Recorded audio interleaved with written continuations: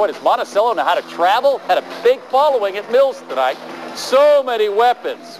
Brian Handley can flat out fly. Look at the big guy out in front with the block. That was Michael Sawyer. I mentioned they have weapons. How about Christian Matthews? Look at the hair there. He's going in the end zone. He's quite a two-way player. Mills punting. I like this kid. Christian Hampton, boy, did he have a heck of a game, but he was just outnumbered tonight. That went for a first down.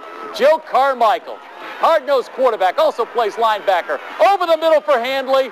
Steps on the gas. He's going to the end zone. They didn't stop there. Early second quarter, Trevion Hawkins, first man through, and he's gone to the end zone. Hey, they just wore out their poor water girl tonight. And Joe Carmichael, you remind me of Clint Sterner, one tough customer. They win 42-12. We're just... Hi, I'm Caitlin Bradshaw, and everybody in Monticello is watching Hayden's Arkansas football. 25.